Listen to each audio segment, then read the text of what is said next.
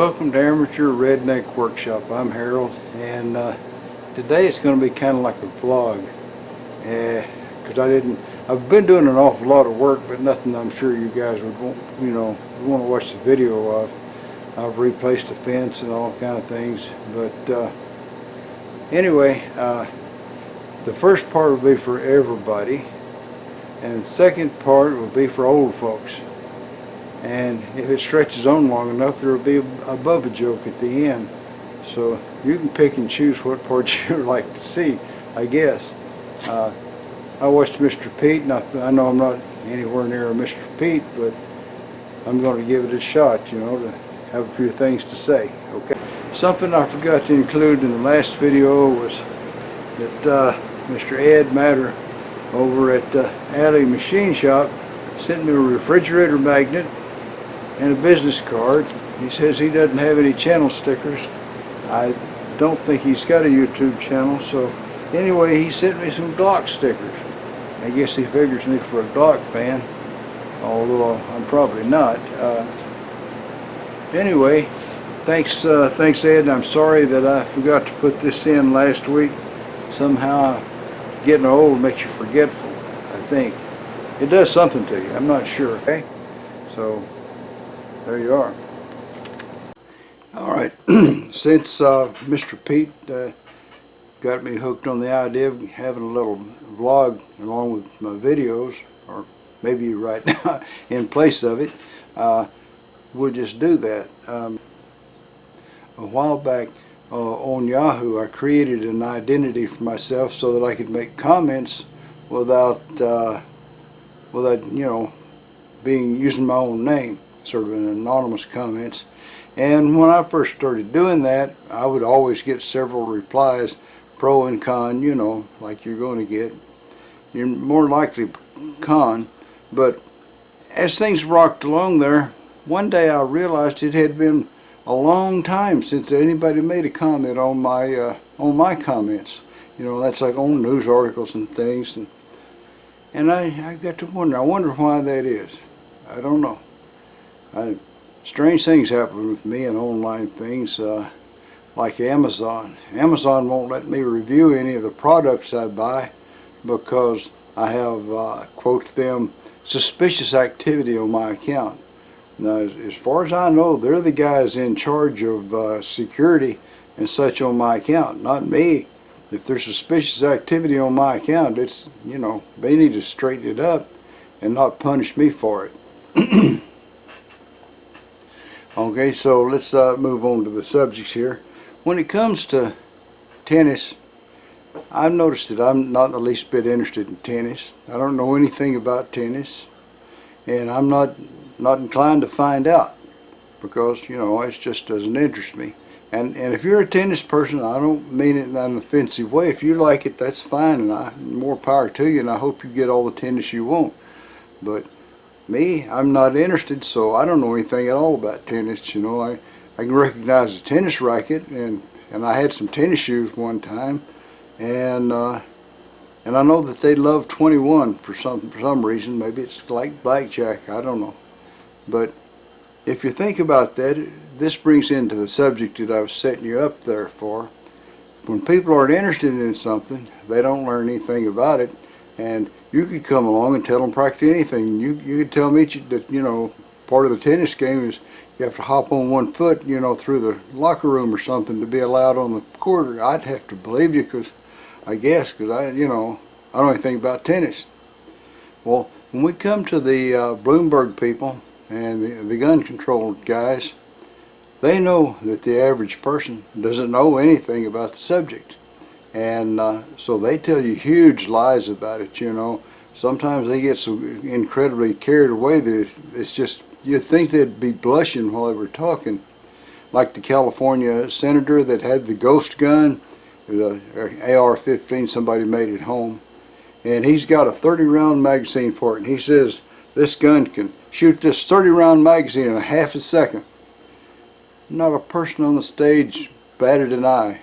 Talk about a whopper, That was a notorious whopper that always gets included in gun videos about anti-gun stuff. And then there's the other one. There's this Carolyn McCarthy. She's a representative from New York, or was at the time, and they got in the mood to ban guns of certain types and rifles. And he was looking at the list, and he said, or he asked her, he said, well, what about barrel shrouds? It says guns with barrel shrouds have got to be banned. He says, what is there about a barrel shroud that makes it more dangerous? And she says, well, actually, she says, I don't know what a barrel shroud is. She says, I suppose it's probably connected to that shoulder thing that goes up. Now, I heard her say it, and I saw it, and I thought, whoa, what an idiot, you know?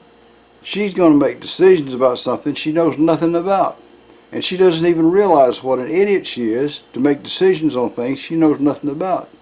Suppose they were discussing scalpels and they were going to ban a particular scalpel from medical practice. Wouldn't you think that it'd be good for the people that decide what scalpels are allowed and what aren't? Should be surgeons, you know? They should at least have some medical knowledge and experience or something. But no, she'd go in there, I'm sure, and somebody told her that scalpels shaped that way are dangerous and they're causing people. She'd ban the suckers, and she don't know one from another. She probably couldn't pick it out of a tray full.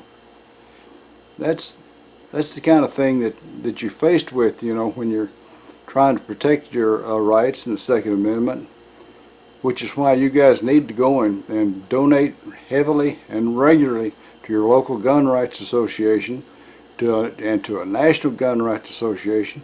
And if you know of a particular area where they're having a lot of repression and troubles, donate to their gun rights organization too. I donate to 4 or 5, and not the least of which is, I believe it's called the Virginia Citizens Defense League.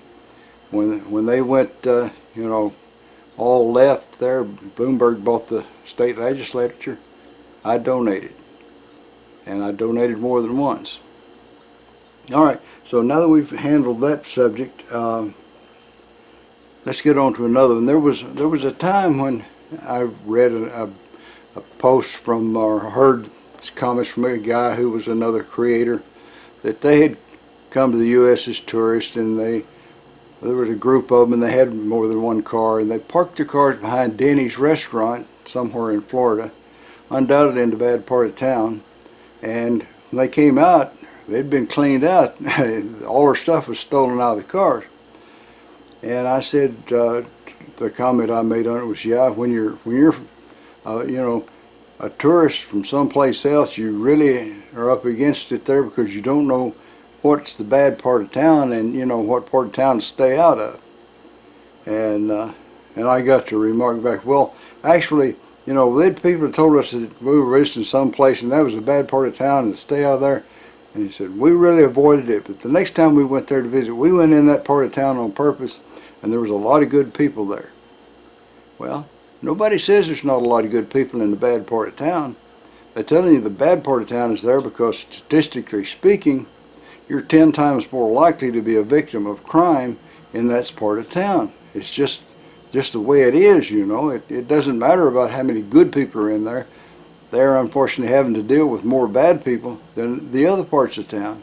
And you're 10 or 20 times more likely to get murdered or raped or robbed or assaulted, or, you know. Why tempt fate? Just stay the heck out of the bad side of town. The locals probably know what they're talking about.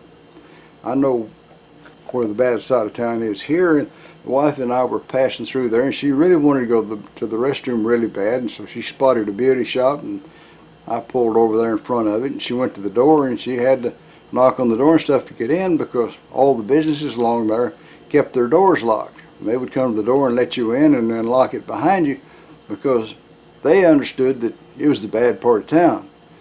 If you see what I'm saying? So, yeah, there's good people there. The people running that beauty shop were good people. But if they were in the bad part of town, and you should try to avoid it if you can. I know I was in it, but we were passing through. The road goes through there. All right? Now, this part's just specifically for old people that are maybe 75 and older, you know. When you have a particular pistol or something, stashed away in your sock drawer, and you hadn't dragged it out of there maybe in 10 or 15 years, there's something you need to do. You need to go and get that thing. It's a semi-automatic, and try to rack the slide. You may not be able to do it anymore. I remember about 8 or 10 years ago, I'd bought a brand new semi-auto, and I took it to my older brother to show it to him, and he took it and he tried to rack the slide, and he couldn't pull it but about a half an inch. He said, well, he said, I guess I couldn't use that. I can't pull the slide back. If your home defense is in that sock drawer under your underwear, and you can't pull that slide back, maybe you need to go down and see about a revolver or something you can operate.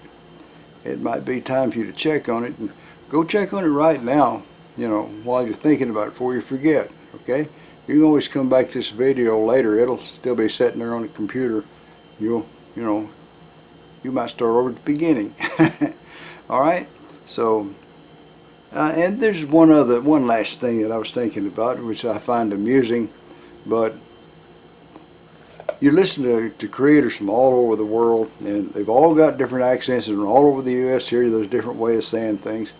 And one of the things I noticed in particular is if you go up the East Coast up into Canada, the people pronounce garage. I say garage like G-A-R-A-G-E, the way I say it. But it sounds to me like you're saying grudge, like G-R-A-D-G-E, grudge, And I noticed that it stuck out real quick.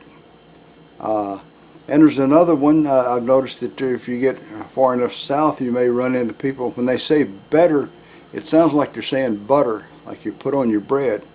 So, there's a lot of different accents, and then when you get into some of the overseas areas, there's some people that speak English that I just don't understand hardly any of. But I watch the channels anyway, because I like what they're doing. Well, you guys have suffered through all this. Oh, I was going to show you a barrel shroud, just in case you didn't know what one was. This plastic piece here with all the holes in it, this is a barrel shroud. It's there for you to hang accessories on, like a flashlight or a banana or a cup holder. God only knows what you might want to hang on your rifle there. It doesn't make it faster or more accurate or anything. It just gives you a place to hang accessories. And before we go to the Bubba joke, I'd like to point out, I've noticed when you sit pretty close to the camera, it makes you look like your eyes are pointing different directions. And I don't have a problem. My eyes are actually pointing straight ahead, but I can see in the viewfinder there that it looks like it's different. Okay, all right, let's check on Bubba. Well, Boudreaux and Marie went to the family reunion, and as usual, Boudreaux went and made a fool of himself at the food table, and finally Marie was getting kind of embarrassed. She says, Boudreaux, she says, ain't you ashamed of yourself? You've done been to the table 5 times. Boudreaux says, no, he says, I ain't ashamed of myself. He says, I just tell people I'm refilling your plate. Well, that's all, folks. Y'all try to subscribe if you're not already a subscriber. Leave a comment if you got something to say. And above all, remember, keep on keeping on. Bye now.